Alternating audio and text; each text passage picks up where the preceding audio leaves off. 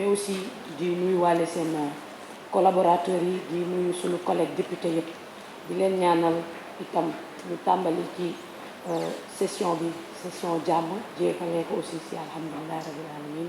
kenn si ñun bañ a manqué kenn yàlla may ñu wér gu yaram ñuy aussi di profito de invite bu ñuy def SG la ñu gën a veiller sur les mesures barrières pendant la tenue de nos séances plénières disposition yi nga xamante ne état du Sénégal jël na ko pour ñu xeex mbas ñu itam ñu nekk toujours di joxe les exemples. Monsieur le ministre, peut-être par rapport aux considérations générales li ñuy laaj rek mooy par rapport au programme xëyu ndaw ñi donc si li ñu gis on nous parle de 65 000 emplois alors que demande bi mi ngi toll ci 200 000 par année. Naka la ñu nar a def ba combler ce gap là beneen bi dama jàpp ne réew bu ñuy wax souveraineté économique bu ñuy wax souveraineté alimentaire su ñuy wax xëyu ndaw ñi ñett yi ñoo ko war a mën a tirer mu doon ñetti triptyque. Pour man agriculture bi dañu war a toll foo xam ne dañuy bàyyi li ñuy dundee di dundee li ñuy bay dañu war a am ay industrie yu forte mu bañ a yem rek ci discours mais ñu gis ko dans l'action mais itam dañu war a am un secteur privé fort boo xamante ne dina mën a joxe les emplois ndax ñun dañu gëm ne du état mooy créer emploi mais état dafay créer ay conditions yoo nga xamante ne ndaw ñi nga xam ne ñu ngi constitué à plus de 65% de la population ñu mën a am liggéey yi war. Peut-être beneen bi c'est une invite au ministre du travail gis nañ ni loo xam ne dafa sonal ndaw ñu torop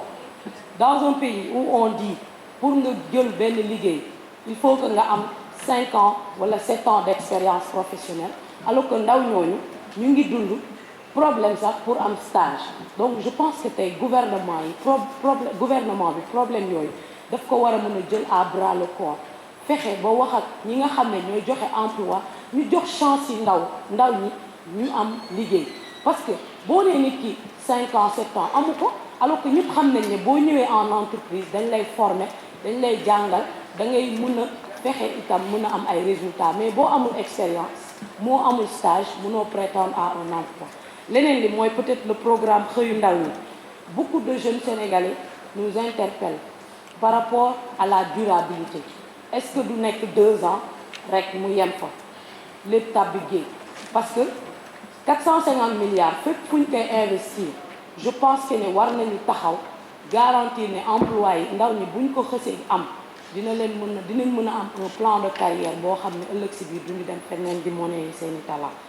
Leneen li ma jàpp mooy par rapport aux abris par rapport aux 10 milliards pour les tenues scolaires naam lu baax la c'est nécessaire mais c'est pas prioritaire parce que réew moo xam ne on parle de plus de 6 000 abris provisoires un pays où on parle de gap en table-banc à l'équivalence de 330 000 pièces Sénégal pour que ñu mën a résorber gap boobu il nous faudra 12 ans jàpp naa ne sol yére du loo xamante ne moo prioritaire ndax wolof yi dañ koy wax woddu jotoo di roo fi gàmm. Je pense qu'il faudrait que ñun question yooyu du benn partenaire technique et financier moo ñu ko nar a jëlal en compte kenn duñu financer ay siis yu suñu ay rak wala suñu ay doom war a toog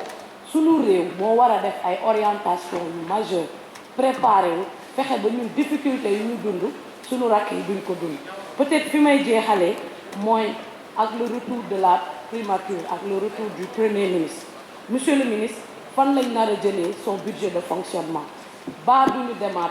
vers des fonctions budgétaires vers des réaffectations budgétaires alors que pendant toute la durée des séances ou bien de la commission technique gis nañ ministères yu bëri dañ doon wax l'insuffisance des ressources ñu bëgg a xam tey naka la ñu mën a def bu loolu ñëwee primature boobu di waaj a ñëw premier ministre boobu di war a ñëw fan lañ nar a jëlee ay ressources yoo xamante ne